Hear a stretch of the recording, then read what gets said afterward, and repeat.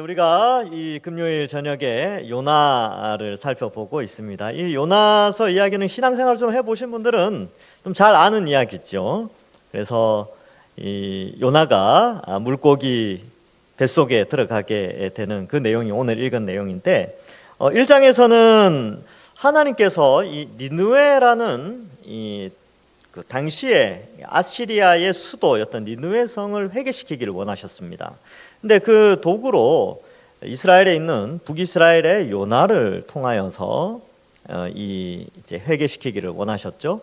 근데 이 요나가 아주 담대하게 하나님의 명령을 거절합니다. 그래서 지중해 서쪽 끝에 있는 스페인이라는 나라의 다시스라는 도시로 가고자 배를 타게 되지요. 그런데 모든 일이 잘 풀려졌어요. 그래서 요빠 항구에 딱 가니까 마침 배가 있었어요. 여러분, 그 옛날 700년 전에 그 지중해를 횡단하는 배가 얼마나 자주 있었겠습니까? 몇 달에 한 번씩 있고 바람의 방향에 따라서 배가 뜰 수도 있고 안 뜰 수도 있는데 마침 요나가 가니까 있었어. 일이 잘 풀렸죠. 고난이라는 게 없었고 모든 것이 순적하게 풀려지게 됩니다. 그런데 하나님께서 대풍을 보내어 이 배가 곧 깨어질 정도로 되어지죠. 왜 대풍을 보냈을까요?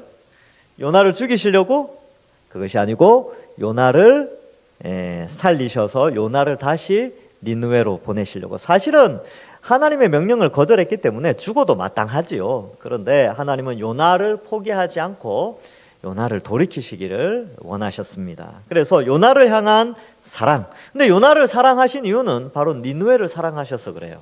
니느웨도 살리지만 또한 요나도 살리고, 요나를 살리면서 니느웨를 같이 살리시는 그런 하나님의 모습을 보여줍니다. 근데 이 요나가 왜 예언서가 될 수 있냐면, 요나는 이스라엘 백성을 상징합니다. 그리고 니느웨는 전 인류를 상징해요. 그래서 구원이 유대인에게서 난다라고 하신 그 예수님이 요한복음 4장에서 수가성 여인에게 한 것처럼 예수 그리스도를 통하여서 온 인류가 구원을 받는데 그 시작점이 바로 유대인이었죠. 근데 유대인들의 특징이 요나와 비슷했습니다. 이방인들의 구원을 기뻐하지 않았어요. 그리고 선민사상으로 가득했는데 하나님의 선한 뜻을 잘 이해하지 못했죠. 그래서 하나님의 뜻과는 정반대대로 나아갔는데, 그러나 하나님은 이 요나를 돌이키기 위하여 대풍을 보내시고 또 바다에 빠지자마자 죽도록 내버려 두신 것이 아니라 큰 물고기를 준비하셔서 삼키게 하십니다. 그래서 2장 1절에 보면 요나가 물고기 뱃속에서 그의 하나님께 기도하여 이렇게 있는데, 그 앞에 17절에 보면 밤낮 3일을 물고기 뱃속에 있으니라 이렇게 기록하고 있습니다. 그래서 2장은 이 요나의 기도문으로 돼 있어요. 그래서 앞에는 그죠? 요나가 기도했다, 이게 1절이고 2절부터 9절까지는 기도문인데 시의 형태로 되어져 있습니다. 그래서 그 내용을 함께 살펴볼 수 있는데요. 이 물고기는, 대풍과 물고기는 요나가 자신의 죄를 깨닫게 되어지는 수단이었습니다. 근데 그 죄를 깨닫게 하기 위해서 하나님이 엄청난 고난을 보내신 것이지요. 그래서 이 요나가 바다에 빠짐으로 바다가 잠잠해졌다라는 사실로 대풍으로 바다에서 대풍으로 사람이 죽는 것을 원한 것이 아니라 요나가 돌이키는 것임을 알 수 있는 것이죠. 바다가 곧 잠잠해진 것은 하나님께서 한 생명이라도, 특별히 그 배에 탔던 선원들 살리기 위해서 바다가 곧 잠잠해집니다. 물고기도 마찬가지죠. 여러분, 사람이 물고기에게 삼켜지면 죽습니까? 삽니까? 죽죠. 여러분, 사람을 삼키는 물고기가 있는지는 잘 모르겠는데 만약에 물고기가 사람을 삼켰다, 살 수 있습니까? 없습니까? 죽어요. 왜? 첫 번째는 숨을 못 쉬죠. 그죠? 그리고 사람을 삼킬 정도의 큰 물고기라면 힘도 엄청나게 셀 겁니다. 그래서 숨을 못 쉬고, 또 저 같은 경우는 들어가자마자 답답해서 죽을 것 같아요. 일단 답답해서 죽을 것 같고, 그 다음에 며칠 있으면 목말라 죽을 것 같아요. 바다에 사는 거니까 바닷물을 마시고는 못 살잖아요. 그래서 목이 말라 죽든지, 답답해서 죽든지, 또 빛을 못 보니까 어두워서 죽든지, 아니면 짜증나서 죽든지, 하여튼 그런 상황이에요. 물고기 뱃속에 있어 충분히 죽을 수 있는 상황인데 하나님이 오히려 물고기를 통하여 요나의 생명을 보존해 주십니다. 여러분, 대풍이는 바다에 잔잔한 바닷가라도 사람이 물에 빠지면 죽어요. 그런데 하나님이 큰 물고기를 통하여 요나를 살려주시는 것이죠. 그래서 이 1장에서는 대풍과 물고기는 요나를 살리고 요나를 깨닫게 하는 하나님이 준비하신 교육 자료였습니다. 자, 이제 2장에 들어가서 이제 3일 동안 기도하는데, 여러분, 이 3일 동안 기도하여서 나중에 요나가 니느웨로 가서 이제 니느웨 성이 회개하는 일이 일어나는데, 이 장면을 예수님께서 이렇게 기록합니다. 마태복음 12장 39절에서 41절에 당시 사람들이 예수님한테 그랬어요. 아니, 당신이 메시아라면 하늘의 표적을 좀 보여달라. 하여튼 신비로운 표적 이런 걸 원했겠죠. 근데 예수님께서 대답하여 이르시되 악하고 음란한 세대가 표적을 구하나 선지자 요나의 표적밖에는 보일 표적이 없다. 이렇게 말씀하셨어요. 그래서 요나가 밤낮 사흘 동안 큰 물고기 뱃속에 있었던 것 같이 인자도 밤낮 사흘 동안 땅 속에 있으리라. 심판 때에 니느웨 사람들이 일어나 이 시대 사람들을 정죄하리니 요나의 전도를 듣고 회개하였음이거니와 요나보다 더 큰 이가 여기 있다. 이게 무슨 말이냐 하면요, 여러분, 이 요나서를 살필 때에는 예수님의 구원과 좀 연결해야 합니다. 자, 그래서 요나가 3일 동안 물고기 뱃속에서 회개하고 그 어두운 곳에 갇혀 있다가 나와서 어떤 일을 했냐면 니느웨에 가서 니느웨 성을 회개시키는 도구로 사용되어지죠. 예수님도 십자가에 달려 죽으시고 3일 동안 있었지만 3일 후에 부활하셔서 온 인류에 구원을 가져다 주는 그러한 축복을 우리에게 허락하셨습니다. 그래서 요나가 활동해서 니느웨의 좌우를 분간하지 못하는 12만 명, 이거 이제 어린아이들로 해석을 많이 하고, 당시에 니느웨 성에는 한 60만 명이 살았다고 고고학적으로 이렇게 좀 기록하고 있습니다. 그래서 아이들이 한 12만 명 정도 됐던 것 같아요. 근데 요나 한 사람으로 60만 명이 회개했지만 예수님 한 사람으로 전 인류가 회개하게 되는 놀라운 역사, 즉 요나보다 더 크신 예수님께서 이 요나의 이 사건을 통하여서 예수님의 십자가에서 죽으시고 3일 만에 부활하심으로 말미암아 나타날 구원을 표시하고 있습니다. 자, 그래서 여러분, 이 요나서를 살필 때는 항상 하나님은 요나도 사랑하시지만 니느웨도 사랑하신다, 이 개념을 가지고 출발하는 것이 좋습니다. 이제 본문의 내용을 좀 살펴볼까요? 이제 기도하죠. 2절에 보면 내가 받는 고난으로 말미암아 여호와께 불러 아뢰었더니, 이렇게 기도하고 있습니다. 여러분, 요나가 원래 잘 기도하는 사람이 아니에요. 여러분, 풍랑이는 바다에서 배 밑에서 잠자던 사람입니다. 그래서 요나는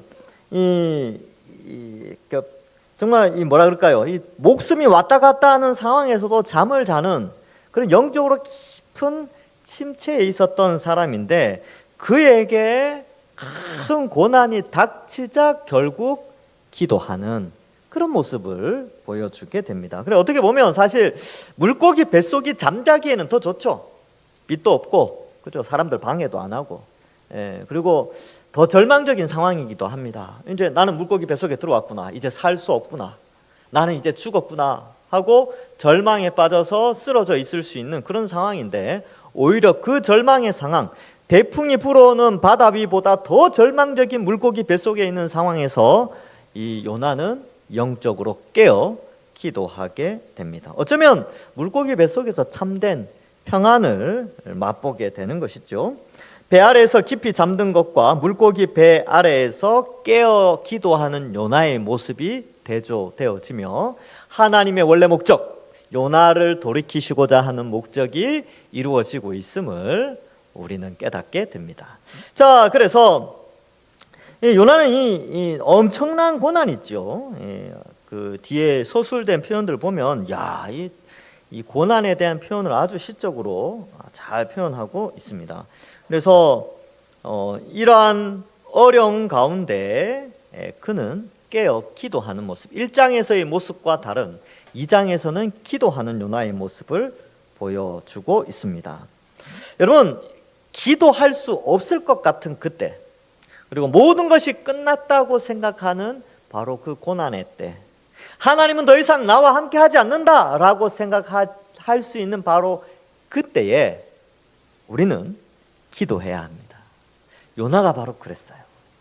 요나는 물고기 뱃속에서 이제 뭐 어떻게 될지 모르잖아요, 그렇죠? 그런데 절망하지 않고 오히려 그 가운데 기도하게 됩니다. 회개의 기도를 올려드리고 있죠. 그래서 2절에 보면 고난으로 말미암아 여호와께 불러 아뢰었다. 이 고난은 물에 빠진 고난이기도 하고 물고기 배 속에 있는 고난이기도 합니다. 근데 그때 기도하였더니 주께서 내게 대답하셨고 내가 수올의 뱃속에서 부르짖었더니 주께서 내 음성을 들으셨나이다. 물고기 뱃속에서 기도했더니만 주께서 들으셨다라고 고백하고 있는 것이죠. 이 수올의 뱃속이라고 표현되어 있는데 이 수올이라는 것은 구약에서는 죽은 자가 가는 곳을 상징적으로 표현하는 단어입니다. 그래서 무덤이라고도 해석되기도 하고요. 아니면 죽은 자가 가 있는 아주 부정적인 그런 좀 암울한 그런 분위기인데 이 수올이라는 단어가 이제 그 유대인 사회 속에서 사용되다가 나중에 이제 이스라엘이 외부의 침입을 많이 받죠. 헬라 문화가 많이 들어오면서 이 수올이라는 단어가 신약 성경에서는 하데스라는 헬라어로 번역이 되어지고 이 하데스는 죄인이 죽어서 가는 곳으로 해석이 되어집니다. 그래서 죄인이 죽어서 하데스에 있다가 나중에 최후 심판으로 불못에 던져지는데 그 불못을 게헨나라고 합니다. 이 게헨나라는 것은 히브리어를 헬라어로 바꾼 건데 헨나, 이게 흰놈인데 흰놈의 골짜기. 흰놈의 골짜기는 쓰레기 소각장 및 이렇게 시신을 화장하는 화장터입니다. 그래서 이 흰놈의 골짜기는 항상 불이 켜져서 활활 타오르는 그런 곳인데 지옥을 그렇게 게헨나라고 표현하게 됩니다. 그래서 요한계시록에 보면 죽은 자가 죄인이 죽어서 하데스에 떨어지지만 나중에 예수님 재림할 때에 그들이 게헨나의 영원한 불못에 던져지게 된다라고 기록하고 있습니다. 그러나 여기에 이제 수올이라는 것, 구약 시대 때 사람들에게 수올은 죽은 자가 가는 아주 고통스러운 곳. 그래서 여러분 우리가 힘들고 지치면 야 삶이 지옥 같다 이런 표현들 쓰죠. 그렇지 않습니까, 그죠? 예, 그러니까 그 관용적인 표현이에요. 내가 수올의 뱃속에 있다. 내가 수올을 느낀다. 이 표현은 마치 지옥을 체험하는 듯한 고난 가운데 있다라는 것인데 지금 요나가 바로 그 상황이었다라는 것이죠.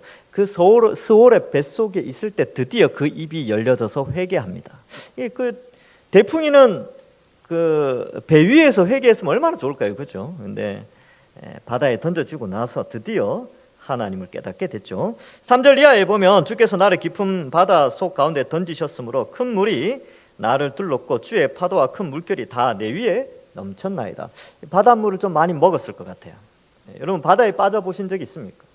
제가 그 스노우클링 하러 간 적이 있습니다. 근데 이제 배가 있는데 조끼가 이제 구명조끼를 입죠. 지금 조끼를 입고 이제 스노클링 하는데 막 이렇게 집사람하고 이렇게 예전에 이렇게 가서 이렇게 보다가 눈을 들어 배를 찾아보는데 배가 저기 있는 거예요. 어느새 이게 밀려와가지고 멀리 떨어져 있어서 집사람이랑 헤엄쳐서 가는데 배 쪽으로 안 가는 거예요. 그때 제가 바닷물 좀 먹었습니다. 구명조끼 입고 있어도. 그리고 찾아오는 공포감. 저기 배로 가야 되는데 몸이 그쪽으로 안 가는 거예요.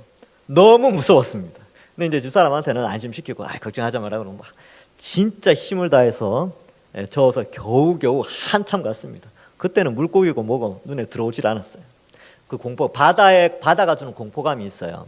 근데 저는 구명조끼를 입었는데도 그렇게 큰 무서움이 있었는데 요나는 어땠을까요? 요나는 떨어지죠. 떨어지면서 물속에 들어가서 이제는 죽었구나. 이제 짠물도 먹고 그러는데 여기에 보면 이 깊은 속 바다 가운데 던져졌죠. 큰 물결이 내 위에 넘쳤다 이렇게 표현하고 4절에 보면 내가 말하기를 내가 주의 목전에서 쫓겨났을지라도 다시 주의 성전을 바라보겠다 하였나이다. 그 고난 가운데 드디어 하나님께 기도하기 시작합니다. 그래서 5절 이하에 보면 물이 나의 영혼까지 둘러싸우며, 여러분 이 표현은 되게 재밌어요. 물이 영혼과 물은 다르죠. 영혼은 이 물리적인 그런 요소가 아니에요. 물은 물리적인 것이죠. 근데 그 물리적인 물이 영혼을 삼킬 정도면 이제 거의 죽을 뻔한. 그러니까 이 표현 속에는 물에 빠져서 이제 거의 죽을 뻔했다는 거예요. 거의 이제 막 숨이 꼴딱꼴딱 넘어갈 때까지였죠. 기품이 나를 에워싸고 바다풀이 내 머리를 감쌌나이다. 이 표현은 이제 조금 과장된 것 같은데, 그러면 이게 바다풀이 머리를 감싸려면 바다에 빠져서 어디까지 가야 돼요? 바다 밑바닥까지 내려가야 되죠. 근데 사람의 몸이 부력으로 인해서 그렇게 못 내려가요. 웬만한 잠수 실력 아니고는 바다 밑바닥까지는 못 내려갑니다. 근데 이렇게까지 표현한 거는 약간 시적인 고난에 대한 표현이죠. 내가 죽을 뻔했는데 바다 저 밑에 도저히 구출받을 수 없는 저 밑바닥까지 떨어졌는데 어때요? 하나님이 그의 기도를 듣고 구출해 주시죠. 물고기를 보내셔서 이제 건져 주십니다. 그래서 6절도 조금 좀 그래요. 내가 산의 뿌리까지 내려갔다. 와. 그러니까 이것은 이제 그만큼 죽을 뻔했다는 거예요. 죽을 뻔했다. 그래서 땅이 그 빗장으로 나를 오래도록 막았사오나, 이 표현은 이제 오랫동안 물 속에서 좀 고생을 했다라는 것이죠. 나의 하나님 여호와여, 주께서 내 생명을 구덩이에서 건지셨나이다. 그래서 이게 요나가 바다에 딱 떨어졌는데 물고기가 금방 안 삼킨 것 같아요. 어느 정도 바닷물 좀 먹다가 하나님 보시고 저 정도 되면 이제 10초 후에는 죽겠구나 할 때 이제 삼키는 거죠. 근데 그 요나는 그 상황을 이렇게 묘사하는 거예요. 내가 땅의 깊은 곳까지, 바다 풀까지, 그 밑에까지 내려갔다.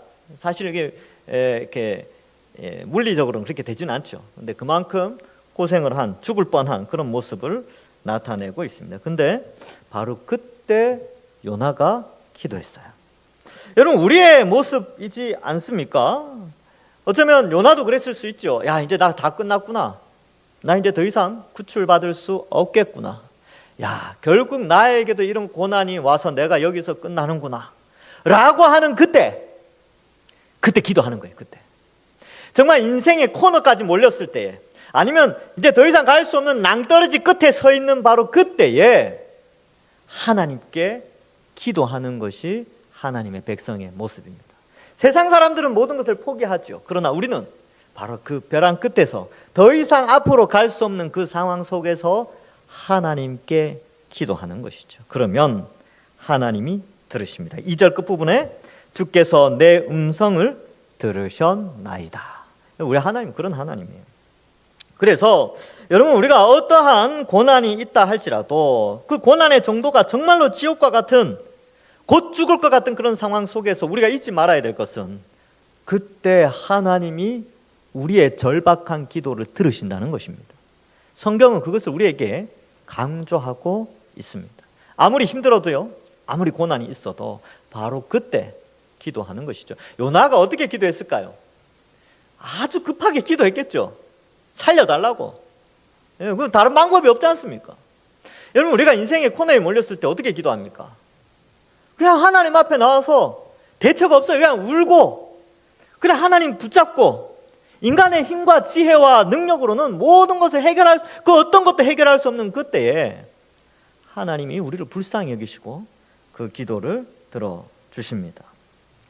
하나님은 그의 백성의 부르짖음에 응답하시고 구원하고 계십니다. 기도로 모든 것을 하나님께 맡기고 살아가는 것이 우리의 인생이죠. 말씀으로 분별하고 기도로 우리의 모든 고난을 하나님께 맡길 때에 우리는 하나님의 건지심을 맛볼 수 있습니다. 그래서 여러분, 제일 좋기는 물에 빠지기 전에 기도하는 게 제일 좋아요. 벼랑 끝에 몰리기 전에 늘 기도하는 게 정말 중요합니다. 그러나 혹 벼랑 끝에 몰렸다라고 생각할 그때에 우리가 잊지 말아야 될 것, 목사님 기도할 힘조차 없어요 라고 생각할 그때가 바로 기도할 때입니다. 그래서 기도하는 것이죠. 하나님은 감당할 만한 고난을 주십니다. 고난 가운데 우리는 그 고난의 메시지가 무엇인지 이제 깨닫게 되는 것이죠. 요나의 고난을 보고 우리는 우리 자신의 고난을 재해석할 수 있어야 합니다. 그래서 물고기를 예비하신 하나님이 요나를 골탕 먹이시려고 그러신 건 아니죠. 요나의 불순종과 같이 죄의 결과로 인하여 여러 가지 고난과 어려움이 왔을 때에 대풍과 물고기는 결국은 요나를 돌이키기 위한 수단이었지 요나를 괴롭히는 수단이 아니었습니다. 그래서 여러분, 우리 인생을 살아가면서 때로는 피치 못할 상황 속에 닥치는 고난들이 있습니다.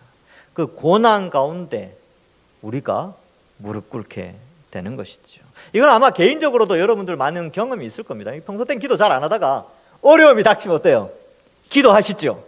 또 제일 어리석은 사람이 뭐라고 생각하냐면, 내가 평소 때 기도 안 했는데 이렇게 어려움이 왔다고 기도하면 되나? 하나님 들어주시겠나 하고 기도 안 하는 사람들이 있어요. 이 사람들이 제일 어리석은 사람이에요. 평소 때 기도 안 하더라도 어려움이 닥쳐서 하나님밖에 의지할 게 없다면, 그때 기도하라고 하나님 그 고난 주신 겁니다. 우리를 부르시는 수단, 우리를 돌이키시고 우리와 가까워지시기 위하여 쓰시는 수단 가운데 이 고난이 있다는 것이지요. 그래서 이 고난을 통하여 하나님은 그의 백성을 돌이키시고 있는 것입니다. 자, 그래서 여러분, 사람이 보통 일반적으로 이 고난이 지속이 되면요, 생각이 많아져요. 평소 때 모든 일이 잘 되면 하나님에 대해서 많이 생각 안 해요. 요나 어땠습니까? 요나가 사명을 받고 거절했죠. 그래서 욥바로 내려가는데 배가 없거나 갑자기 표가 없거나 주위에서 야, 너 어디 가냐 이렇게 따진다든지 그랬다면 생각을 좀 했겠죠. 근데 욥바로 딱 내려가는데 마침 배가 있는 거죠. 일이 술술 풀려요. 일이 잘 돼. 자기가 계획했던 대로 인생이 막 풀려나갑니다. 그러면 기도 안 합니다. 기도 안 해요. 왜? 일이 잘 되고 있는데 무슨 기도를 합니까? 네, 언제 기도합니까? 바다에 빠져서 죽을 뻔할 때, 이제 목숨이 꼴깍 넘어갈 때, 그때 기도합니다. 우리도 그렇죠. 그래서 고난이 지속될 때 그때 생각을 많이 하고 질문도 하나님께 많이 하게 됩니다. 왜 내게 이런 고난을 주십니까? 그래서 생각을 많이 하죠. 그래서 7절에 보시면, 내 영혼이 내 속에서 피곤할 때에 내가 여호와를 생각하였더니, 그전에는 자기 생각을 했죠. 자기의 욕심대로, 이렇게 니느웨가 구원받는 걸 원치 않았으니까 그 자기 뜻대로 행하면서 살았어요. 고난이 오니까 하나님을 생각하고 여호와를 생각하며 하나님 뜻이 무엇인가를 깨닫게 되는 것입니다. 그래서 이제야 고난 가운데 연단받아 하나님을 생각하고 기도하게 되는 모습을 우리에게 보여주고 있습니다. 그래서 그러한 가운데 내 기도가 주께 이르렀고 주의 성전에 다다랐다라고 표현하고 있습니다. 여러분, 회개는 하나님을 생각할 때 회개할 수 있습니다. 하나님 생각해 보니까 내가 너무 지은 죄가 많거든요. 그래서 하나님 앞에 회개하게 되는 것이지요. 그래서 우리에게 오는 고난을 쉽게 생각해서는 안 됩니다. 우연으로 생각한다든지 정황적 부주의나 이런 것들로 생각하는 것이 아니라, 비록 내 눈에 보일 때 내게 오는 고난이 우연이나 어떤 그런 현상이라 할지라도 그것을 통하여서 우리는 하나님을 한번 생각해 보는 것이지요. 그래서 하나님을 기억하고 생각하고 자기에게 주어진 상황 속에서 늘 하나님을 의지하려고 하는 그 사람이 바로 심령이 가난한 사람입니다. 그래서 깨달음이 깊을 때 기도하게 되고 생각하게 되고 하나님 앞에 울며 회개할 수 있습니다. 그래서 회개하는 사람의 특징은요, 죄를 굉장히 한심하게 생각해요. 이게 예전에는, 회개하기 전에는 죄를 굉장히 즐거운 것으로, 혹은 이렇게 죄를 짓는 것을 자연스럽게 받아들였다면, 이 고난 가운데 하나님을 생각하면서 자신의 죄를 돌이켜보니까 참 한심한 거죠. 그걸 깨달으면서 하나님께 회개하게 됩니다. 그리고 하나님께 용서를 구하게 되죠. 왜냐하면 그 죄의 결과가 얼마나 참혹한 것인가를 알기 때문에 그렇습니다. 그래서 이 고난이라는 것, 우리 인생을 살아가면서 다가오는 고난이라는 것은 굉장히 우리에게 주는 유익이 큽니다. 그래서 시편 119편 71절에 고난 당한 것이 내게 유익이라 이로 말미암아 내가 주의 율례들을 배우게 되었나이다, 이렇게 기록합니다. 그래서 여러분들 여기 오늘 이 밤에 오셨는데 삶에 여러 가지 고난들이 있으십니까? 자녀들이나 가정 일이나 교회 봉사하는 일이나 또 주의 일들을 감당할 때 여러 가지 어려움이 오지 않습니까? 근데 그 고난으로 말미암아 그것이 우리를 유익하게 만드는데 그것으로 말미암아 하나님을 생각하게 합니다. 하나님의 말씀을 생각하게 하고 말씀으로 우리를 인도하시는 것이죠. 하나님은 태풍을 보내시고 물고기를 보내셔서 요나가 하나님이 어떤 분인지를 깨닫고 또 요나 자신이 어떠한 존재인가를 깨닫게 해 주셨습니다. 오늘날 하나님은 우리에게 태풍과 물고기와는 비교할 수 없는, 우리가 하나님 앞에 돌이키고 우리가 우리 자신을 발견할 수 있도록 하나님이 예전에 그 태풍과 물고기를 준비하셨던 것처럼 2000년 전에 예수 그리스도를 이 땅에 보내시어 우리로 하여금 회개케 하셨습니다. 요나는 자신의 죄로 인해 온 고난을 통해 회개하였지만 우리는 우리 죄로 인하여 우리가 받아야 할 죽음과 지옥의 고난을 예수님께서 우리 대신하여 받으셨습니다. 그래서 그 예수님이 내가 받아야 될 고난을 대신 받아 십자가에 달려 죽으신 것을 생각할 때 우리는 회개하게 됩니다. 그리고 그 십자가를 바라볼 때 우리는 하나님을 생각하고 우리 자신을 해석하게 됩니다. 자, 그래서 이 고난이 우리에게 주는 유익이 큰데, 이 요나 같은 경우는 이제 죄로 인한 고난이죠. 그런데 성경에 보면 또 다른 형태의 고난을 또 기록하고 있습니다. 이 고난은 이 죄로 인한 고난이 아니라 선을 위한 고난이 있어요. 디모데후서 3장 12절에 보면 무릇 그리스도 예수 안에서 경건하게 살고자 하는 자는 박해를 받으리라 라고 기록하고 있습니다. 이것은 뭐냐 하면 경건, 즉 하나님의 자녀로 하나님의 백성으로 이 세속사회에서 살아갈 때에 이 세속사회에 있는 가치관들, 이 세속사회에 세상 사람들이 살아가는 삶의 패턴과 그들의 삶의 방향성들과 우리가 가지고 있는 성경적 가치관이 부딪힌단 말이죠. 근데 우리는 소수예요. 다수의 세상의 가치관과 소수의 우리가 부딪히면 어떻게 됩니까? 우리는 늘 박해를 받죠. 수적으로 열세니까 조롱도 당하고, 뭐 지금이야 예수 믿는 것 때문에 목숨을 잃지는 않지만 이 사회 속에서 예수님 믿는다 그러면 많이 조롱당하는 시대에 있습니다. 대화가 또 안 되죠. 어쩔 수 없어요. 우리는 예수님 믿음으로 천국 간다라고 하지만 이 세상 사람들은 그거 안 믿거든요. 다수가 안 믿으니까 거기서 오는 갈등들이 있고 어려움이 있습니다. 그러나 여러분, 경건하게 살고자 하는 자는 이 세상으로부터 고난과 박해가 있습니다. 근데 로마서에 보면 현재의 고난은 장차 우리가 받을 영광과 비교할 수 없다고 돼 있어요. 그래서 우리의 고난, 이 고난은 이미 죄로 인하여 오는 고난도 있지만 예수님 믿는 것 때문에 오는 고난들, 이러한 고난이라는 하나의 주제를 가지고 우리는 하나님을 생각하고 자기 자신을 돌아보게 되며 하나님의 말씀을 통하여 이 하나님 앞에 나와 기도하고 하나님과 가까워지는 수단이 되어진다라는 것을 기억해야 합니다. 8절에 보면 이제 어떻게 보면 요나 자신이고 어떻게 보면 하나님을 떠난 이방인들을 포함하는 내용인데, 거짓되고 헛된 것을 숭상하는 모든 자는 자기에게 베푸신 은혜를 버렸다. 그래서 요나 자신을 좀 돌아보는 것 같기도 해요. 왜냐하면 요나 자신이 우상이었거든요. 자기 마음대로, 하나님의 뜻이 아닌 자기 뜻대로 자기 인생을 계획하고 자기 마음대로 살고 자기를 위해서 살아가던 그 모습, 그것은 바로 헛된 것을, 거짓과 헛된 것을 숭상하던 자신의 모습인데 하나님의 베푸신 은혜를 버렸죠. 하나님의 은혜를 버리고 하나님의 뜻을 거절하였습니다. 또한 이방인들도 마찬가지죠. 하나님의 형상대로 사람을 만드셨는데 하나님의 통치를 거부하고 자기 욕심대로 살아가는 이방인들, 이 아름다운 자연과 공기와 물과 생명을 주셨는데 그 하나님의 은혜를 깨닫지 못하고 하나님을 버린 이방인들도 이 8절과 같습니다. 그런데 9절에 이제 회개하지요. 나는 감사하는 목소리로 주께 제사를 드리며 나의 서원을 주께 갚겠나이다. 구원은 여호와께 속하였나이다. 이 9절에 나오는 4개의 단어가 우리 신앙생활의 일종의 키워드 같은 역할을 합니다. 이 4개의 단어가 뭐가 있습니까? 감사가 나오죠. 감사. 9절에 보면 나는 감사하는 목소리로, 감사는 무슨 감사입니까? 목숨을 살려주신 감사죠. 태풍 가운데 바다에 빠진 가운데에서 물고기를 준비하신 하나님, 대풍으로 자신을 돌이키게 하신 하나님. 그래서 이 건져주심에 감사하고요. 제사를 드려요. 이 제사는 입술의 찬양과 기도겠죠. 예배겠죠. 물고기 뱃속에서 예배드리는 그의 모습을 나타내고 있습니다. 서원은 어떤 서원이겠습니까? 하나님 앞에. 요나가 물고기 뱃속에서 무슨 서원했겠습니까?